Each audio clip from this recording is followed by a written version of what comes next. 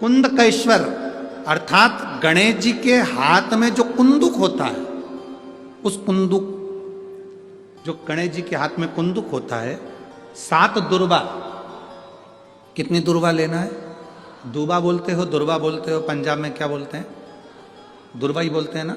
तो 7 दुर्बा, उसके पीछे के हिस्से में लाल चंदन लगाना और गणेश जी को कुंदकेश्वर महादेव के नाम से समर्पित करना। जब दुर्वा चढ़े, उस पहले तो आप कुंदकेश्वर महादेव का नाम ले लेना। जब दुर्वा गणेश जी के पास में चढ़े, तब चंद्र गणेश का स्मरण कर लेना और अपने दिल की बात बाबा से प्रार्थना कर कर उस दुर्वा को चढ़ाओ। एक दुर्वा उसमें से मांग कर लेकर आओ। जिस दुर्वा को जब मांग कर लेकर आओ, तो वो जो व्यक्ति नशे में धुत रहता है या गलत काम में धुत रहता है, उसको वो दुर्वा सुबह खाली पेट एक दुर्वा उसको खाने को दो।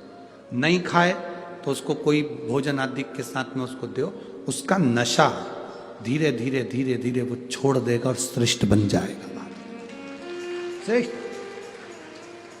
कुंदकेश्वर महादेव या कुंदुक का प्रहार।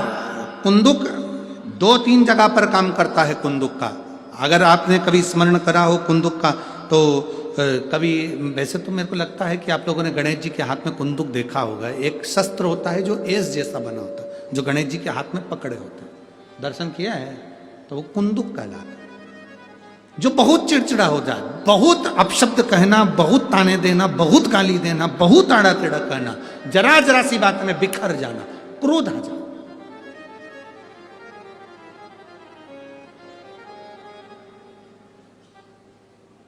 श्वेत पुष्प, सफेद पुष्प बेलपत्री के साथ जब देवाधिदेव महादेव के ऊपर समर्पित करा जाता है, थोड़ी देर चढ़े रहने के बाद बेलपत्र और श्वेत पुष्प में से सफेद पुष्प उठाकर बेलपत्री के वृक्ष के नीचे समर्पित कर दिया जाता है, जो शिवलिंग पे चढ़ाया गया, और उसका एक श्वेत पुष्प उठाकर शिव का चढ़ा हुआ बेलपत्री के वृक्ष के नीचे समर्पित कर दिया जाता है।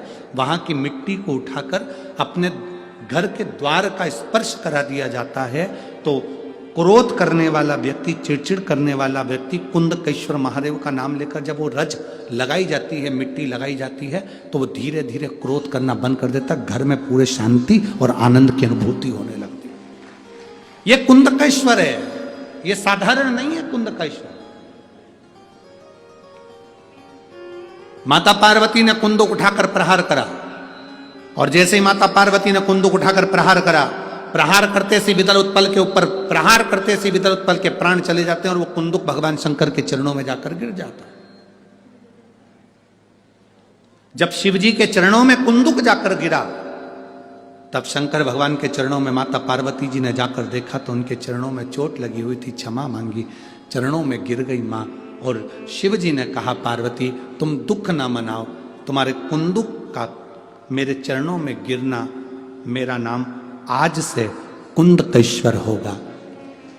पार्वती, मेरे चरणों में कुंदुक का प्रहार हुआ और मेरा नाम कुंदकेश्वर हुआ।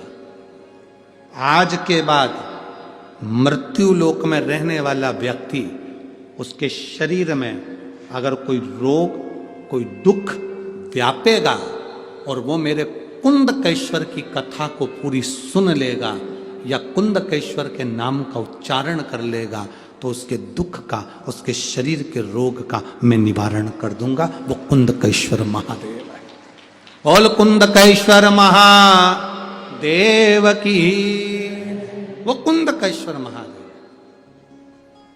कुंदुक का नाम रखकर कुंदकेश्वर।